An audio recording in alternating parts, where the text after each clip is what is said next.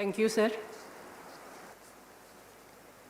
मैं महामारी संशोधन विधेयक 2020 के समर्थन में इस सदन में अपना पक्ष रख रही हूं।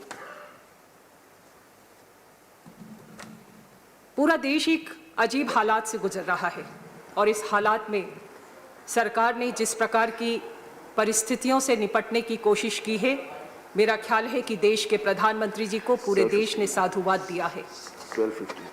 जिस प्रकार की परिस्थितियां रही, उन परिस्थितियों में देश के प्रधानमंत्री जी ने जिस कार्य योजना के साथ धीरे धीरे इन परिस्थितियों से निकालने की शुरुआत की, उन पर लोगों का विश्वास बढ़ा और ये प्रमाण पूरे देश ने अपने समर्थन से उन्हें दिया है। महामारी से निपटने के लिए जैसा कि माननीय मंत्री जी ने अपने विषय में बताया है कि सन 1897 में तत्कालीन अंग्रेज शासकों के द्वारा महामारी की रोकथाम में सरकार की भूमिका को स्पष्ट करते हुए उसे विशेष अधिकार प्रदान करने के लिए कानून बनाया था। पूरे 123 साल के बाद वर्तमान में 22 अप्रैल 2020 को महामारी रोग संशोधन अध्यादेश को जारी किया गया, जिसमें कुछ बिल की कंडिकाओं में वर्तमान की आवश्यकता के अनुसार बदलाव किए जाने की आवश्यकताओं को उस पर जोर दिया गया। हमारे प्रधानमंत्री माननीय नरेंद्र मोदी जी ने महामारी रोग संशोधन अध्यादेश को लाने के पीछे जो उनकी मंशा थी, कोरोना वायरस से फ्रंट लाइन पे बहादुरी से लड़ रहे हमारे हर स्वास्थ्य कर्मी की रक्षा करने की हमारी प्रतिबद्धता मजबूती से है। ये हमारे पेशेवरों की सुरक्षा को सुनिश्चित करेगा और उनकी सुरक्षा से कोई समझौता हम नहीं होने देंगे। इन विषयों को लेकर ये संशोधन विधेयक लाया गया है।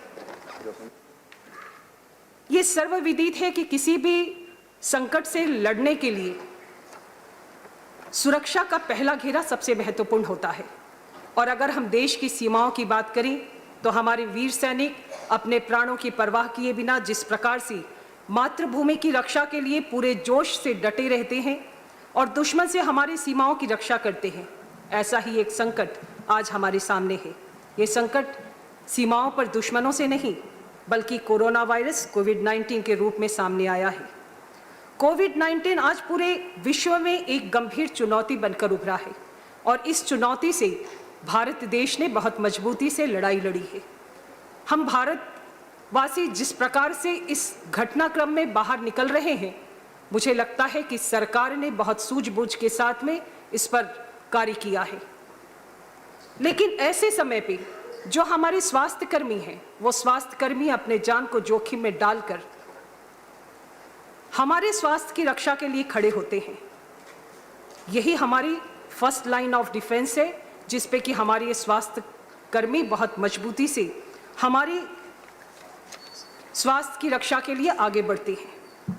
अध्यक्ष महोदय, संचार के विभिन्न माध्यमों से, इलेक्ट्रॉनिक मीडिया, सोशल मीडिया, इन सभी में हमने देखा कि कैसे हमारे हेल्थ वर्कर को हराश किया जाता है, कैसे उन पर हमले किए गए, किस प्रकार से ये लोग स्वयं की जान को जोखिम में डालकर, स्वयं के संक्रमित होने की संभावनाओं को जोखिम में डालकर ये हमारे स्वास्थ्य की रक्षा करते हैं। कोरोना वायरस पे कुछ हमले हुए। 2 अप्रैल 2020 को इंदौर के टाटपट्टी बाखल में महिला स्वास्थ्य कर्मियों पर हमला किया गया। उन्हें अपनी जान बचाने के लिए भागना पड़ा। 2 अप्रैल 2020 को हैदराबाद के गांधी हॉस्पिटल में संक्रमित व्यक्ति की मृत्यु के बाद उसके परिजनों ने जिस प्रकार से डॉक्टर और हॉस्पिटल पर हमला किया। 20 अप्रैल को कर्नाटक में हुआ। 14 अप्रैल को दिल्ली में लोकनायक जयप्रकाश नारायण हॉस्पिटल में एक महिला डॉक्टर पर हमला हुआ। 15 अप्रैल को हुआ। सरकार ने इन तमाम परिस्थितियों को देखते हुए 22 अप्रैल 2020 को इस अध्यादेश को लाया। उन्होंने इस बात को इसलिए यह अध्यादेश लाने की आवश्यकता क्यों पड़ी, 123 साल के इस लंबे अंतराल के बाद सरकार ने अगर इस अध्यादेश को लागू करने की कोशिश की तो उसके पीछे ये कारण था। आज देश में देश के प्रधानमंत्री जी ने कोरोना वायरस के लिए जिस प्रकार का सम्मान प्रदर्शित किया, पूरा देश उनके साथ कंधे से कंधा मिलाकर खड़ा रहा। कहीं हमने उन पर पुष्प से वर्षा की, आकाशीय क्षेत्र से उन पर पुष्प की वर्षा की गई, उनका मनोबल बढ़े। वो अपनी जान जोखिम में डालकर हमारे लिए खड़े हैं। वो अपनी जान, अपने परिवार, सभी को छोड़कर, कई लोग तो अपने परिवारों से कई लंबे समय के अंतराल में मिल नहीं पाए। वो अपने परिवार से मिलने के लिए जाना चाहते थे, अपनी बच्ची को देखना चाहते थे, लेकिन जा नहीं पाए। कारण सिर्फ इतना ही था कि वो अपने परिवार को संक्रमण से दूर रखना चाहते थे। लोग महीने महीने तक मजबूती के साथ में काम करते रहे। प्रधानमंत्री जी ने उनके इस कार्य के प्रति उनके कर्तव्य की सराहना की। पूरे देश ने उनके हाँ में हाँ मिलाया। आज मुझे इस बात पर बेहद अफसोस है कि जिस प्रकार से मेरे पूर्व वक्ता ने विषय को परिवर्तित करने की कोशिश की, इस सदन में ये दुर्भाग्यजनक स्थिति पैदा हुई है। मुझे लगता है कि अगर आप किसी विषय पर, ये बेहद संवेदनशील मुद्दा है, राजनीति करने के लिए तो बहुत बड़ा क्षेत्र था, आप राजनीति करने के लिए किसी और क्षेत्र को चुनते, लेकिन राजनीति आपने कोविड-19 पे किया। अपने नेताओं को आपने खुश करने के लिए हमारी संवेदना से आपने खेलने की कोशिश की और उनके कर्तव्यों पर आपने प्रश्न चिन्ह खड़ा कर दिया। जो कोरोना वायरस आपके यहाँ पर लगातार काम कर रहे थे, आपके लिए आपकी जान सुरक्षित रहे, आपका परिवार सुरक्षित रहे, हम संक्रमित हो जाएं लेकिन आप सुरक्षित रहें, आपने उस पर कहीं एक शब्द नहीं बोला। निंदक नियरे राखिए, लेकिन जो केवल और केवल निंदा करता हो, ऐसा अगर निंदक साथ रखिए तो हमेशा दुर्भाग्यजनक स्थिति पैदा होती है, जैसा आज इस सदन में पैदा हुई है। हमने कोरोना वायरस की सुरक्षा के लिए इस संक्रमण काल में स्वास्थ्य सेवाओं और सुविधाओं को क्षति से बचाने के लिए वर्तमान बिल में कुछ प्रावधान भी किए गए हैं। सरकार इसके लिए साधुवाद की पात्र है और महामारी से लड़ने में जुटे अगर हमारे कोरोना वॉरियर्स पर हमला होता है तो उन्हें 3 माह से लेकर 5 साल तक की सजा का प्रावधान किया गया है। 50,000 से लेकर 2,000 तक का जुर्माना रखा गया है। स्वास्थ्य कर्मी के खिलाफ हिंसा से यदि गंभीर क्षति पहुंचती है तो ये सजा 6 महीने से लेकर 7 वर्ष तक बढ़ाई जा सकती है। जुर्माना 1 लाख से 5 लाख तक हो सकता है।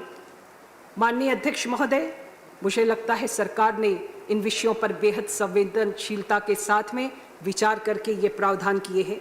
मैं सरकार को इस विषय के लिए साधुवाद देती हूँ, माननीय मंत्री जी को भी साधुवाद देती हूँ। और सबसे बड़ी बात है कि ये गैर जमानती है, 30 दिनों में इस पर निर्णय होना है। ये एक बड़ा विषय है।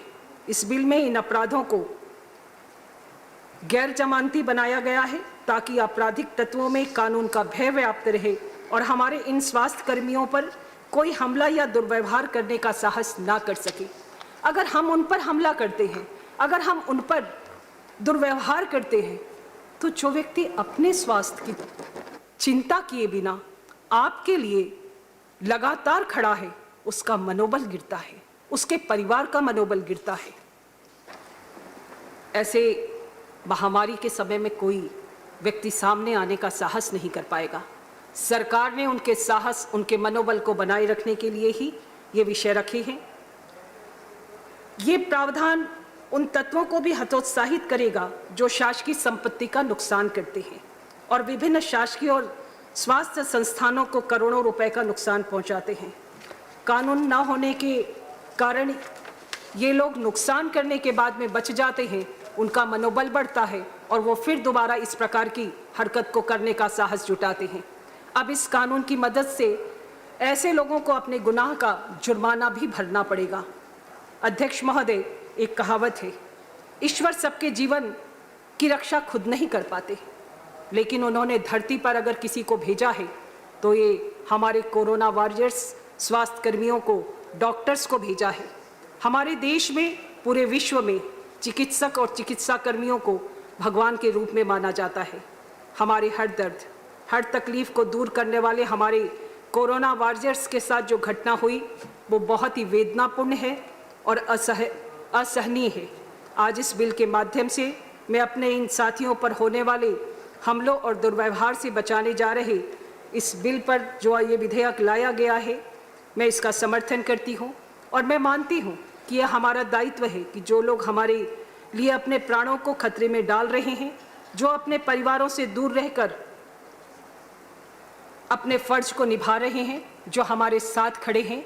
सरकार उनके साथ खड़ी है और सरकार ने इस विधेयक को लाके इस बात को प्रमाणित किया है कि हम आपके साथ खड़े हैं, हम आपकी रक्षा करेंगे। मैं सरकार को इस विधेयक को लाने के लिए बहुत धन्यवाद देती हूँ, साधुवाद देती हूँ।